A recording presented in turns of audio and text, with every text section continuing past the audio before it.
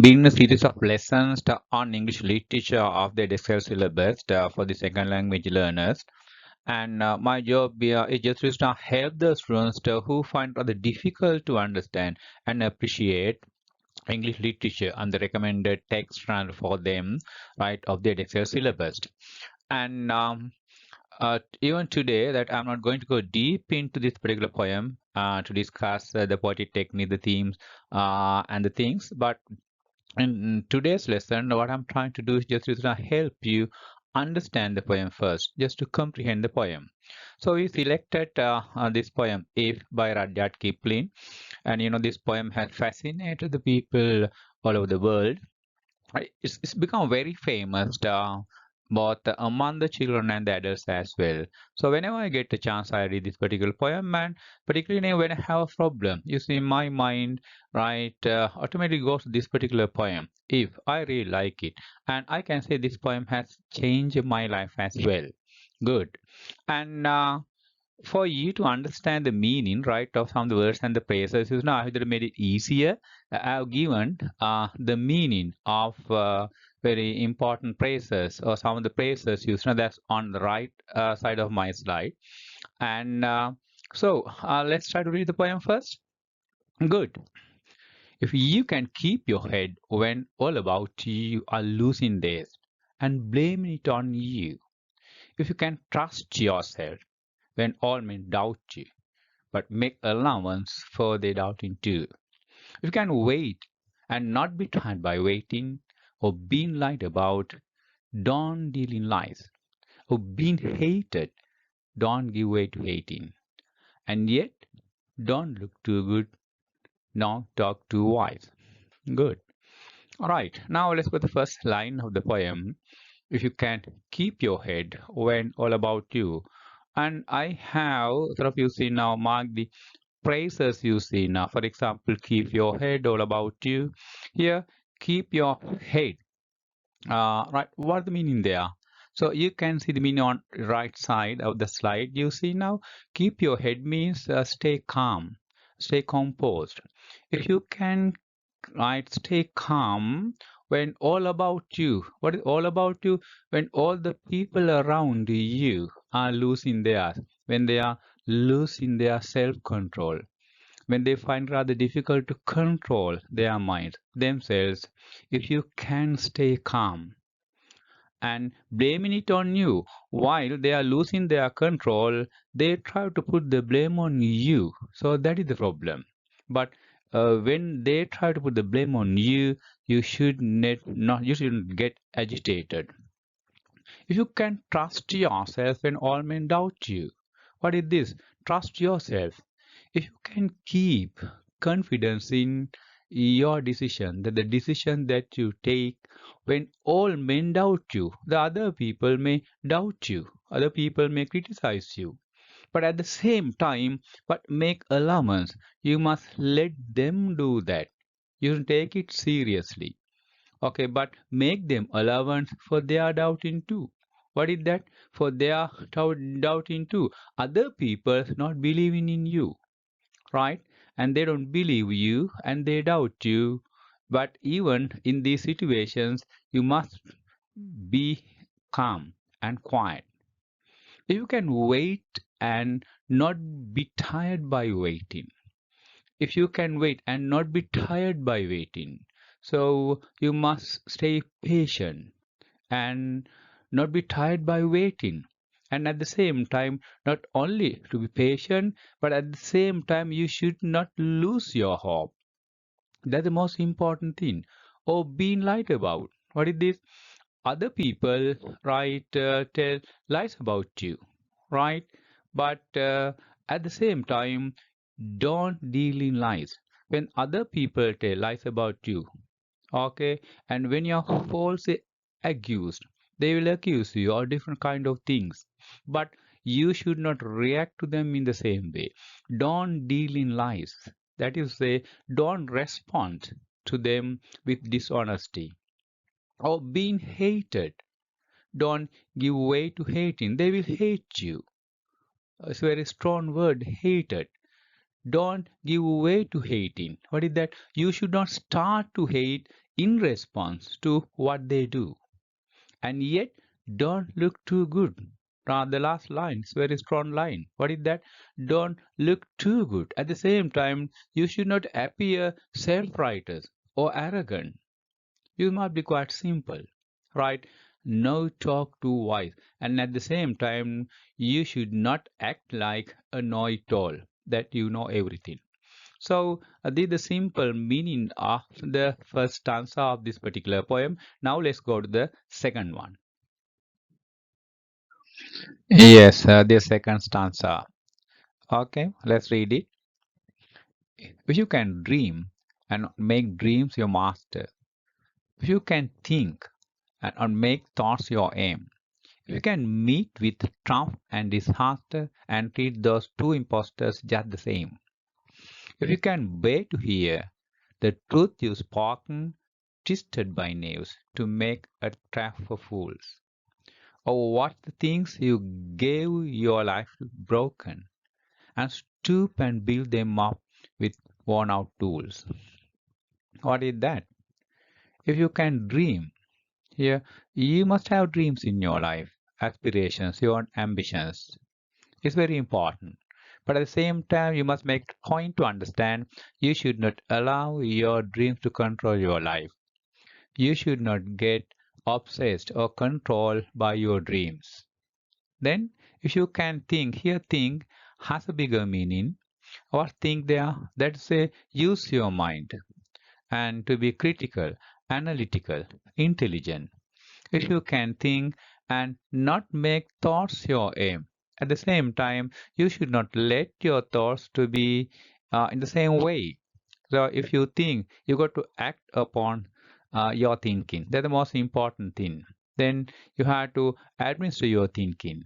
Then if you can meet with triumph and disaster, what is triumph there? Triumph is the great success. Disaster means failure or complete catastrophe. Right? And the poet says, if you can meet with triumph and disaster and treat those two impostors, that's the most interesting point. For the poet, you see now the triumph and the disaster. Okay, they are impostors. Who are impostors? That you see now they are also some sort of illusions. They will deceive you. They will cheat you. Here, treat those two impostors just the same. You have to take both triumph and disaster in the same way without getting excited or agitated because of your victory or the disaster. If you can bear, what's bear there must be patient, tolerate, bear up. What have got to bear up? To hear the truth you have spoken, twisted by knaves, to make a trap for fools, who are knaves, dishonest people. Right?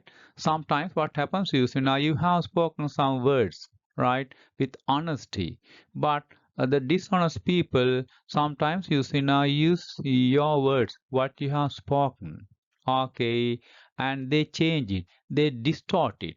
Why?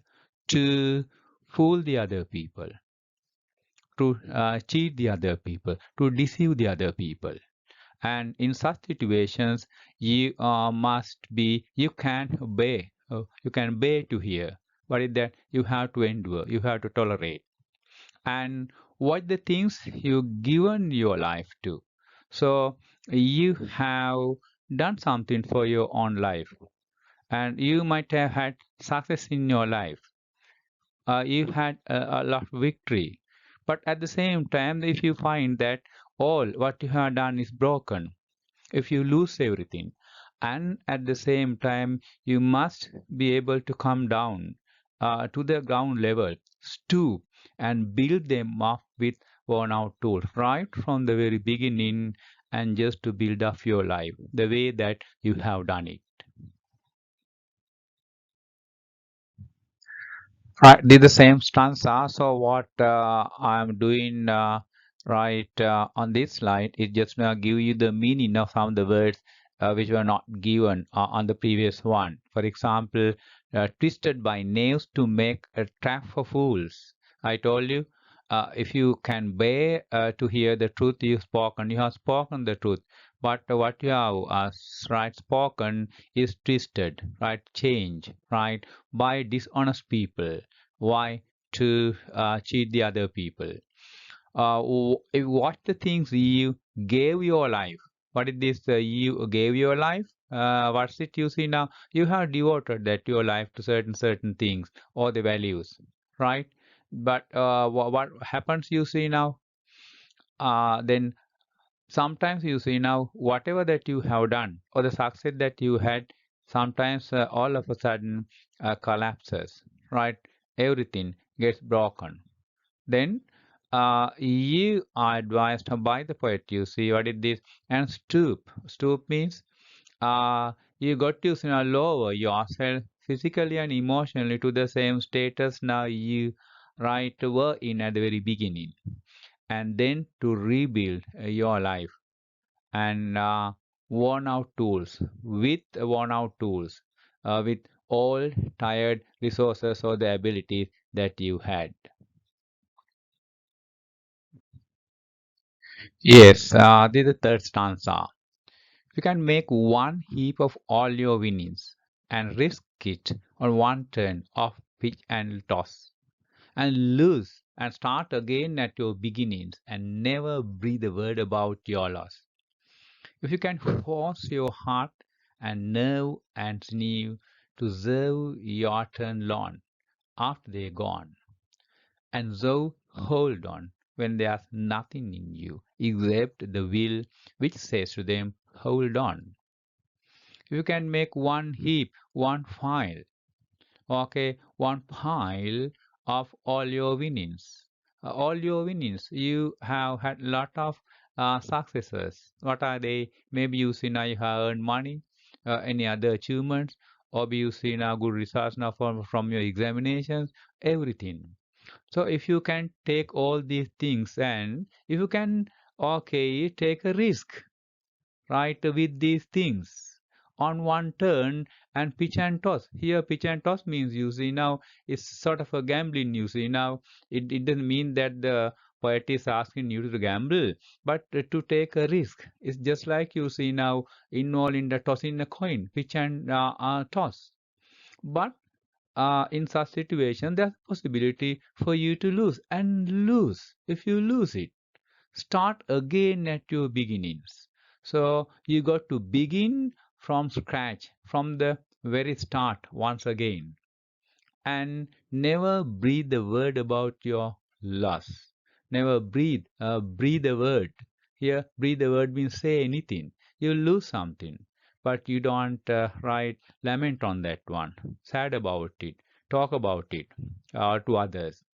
If you can force your heart, here now let's try to understand the meaning of these words here in this line. This is a very powerful line I told you. If you can force, here force means push yourselves or compel yourself. If you can force your heart means your emotions, your courage. And no, no means it's about your mental strength and the control. And the sinew means it's about your muscle and the physical strength. You see, when everything is taken together, if you can force your heart and if you can become emotionally strong and you can give a chance to your body, right? And to serve your turn long, what is this? To serve your turn long. What is this? Keep functioning or helping you, and you must get the help of that your force, right? Your muscles, then your mental ability, your emotions to serve you, to serve your turn long after they are gone. But sometimes you see now with all this particular strength, you see now your strength and energy are exhausted, right? They are gone even on such occasions, and so hold on when there's nothing in you. Or keep going, don't stop it there. Bear up, endure, don't give up. Except the will which says to them, hold on. It's about here will means sheer determination, the strength, right? except the will.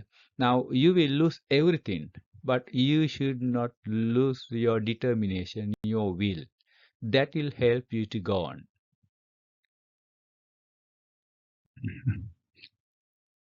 Yeah, this is the final stanza.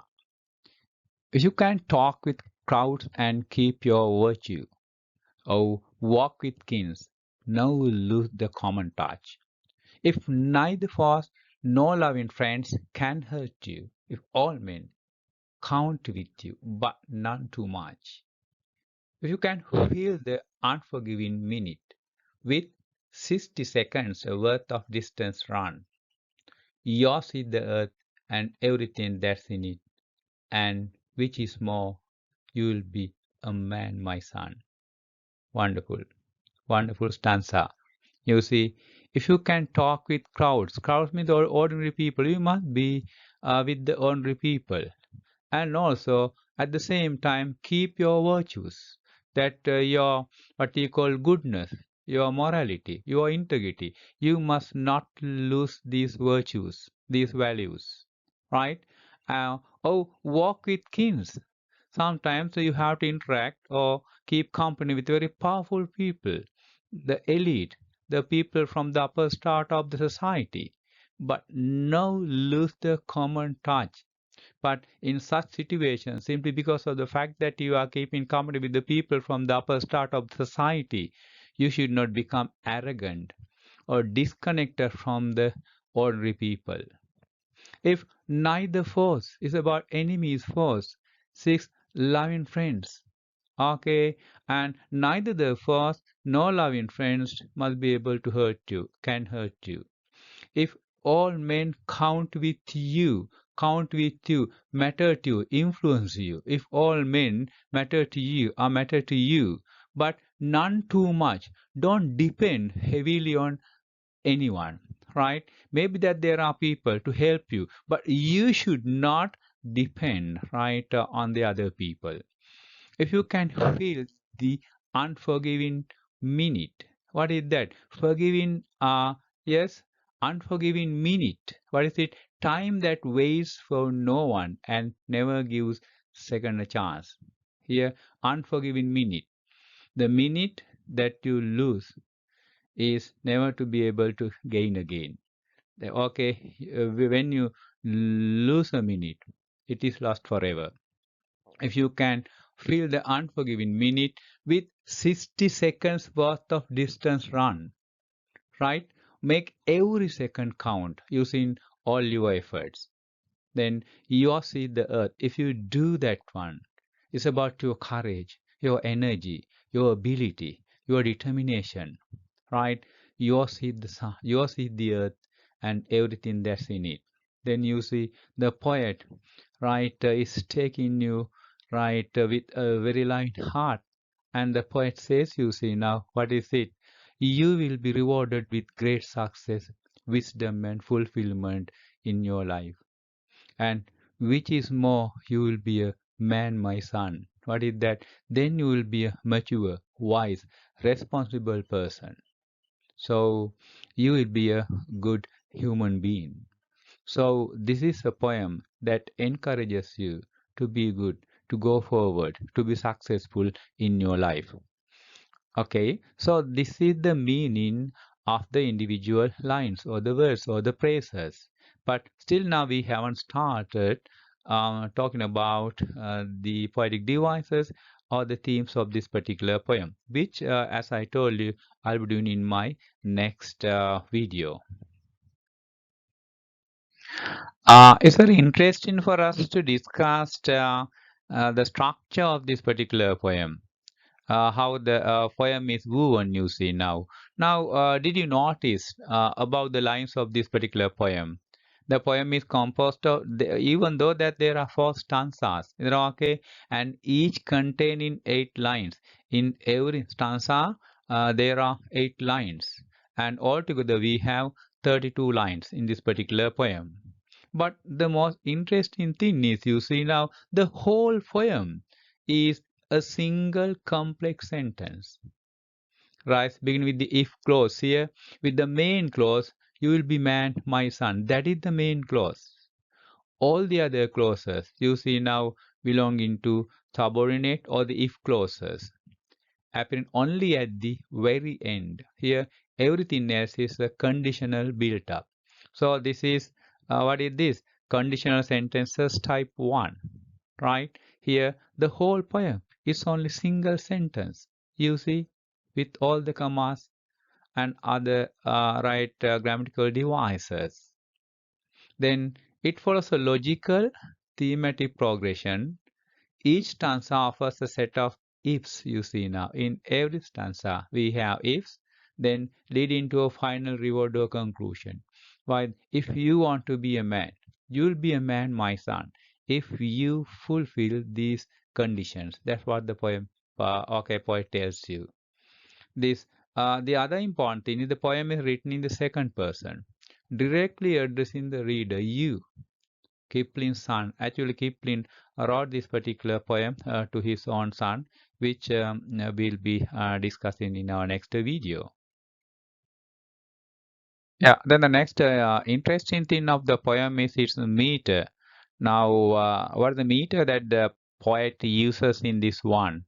The poem is written in an iambic or iambic pentameter, the most common meter in English poetry. Now, iambic meter, the iambic meter is generally regarded as the most common meter.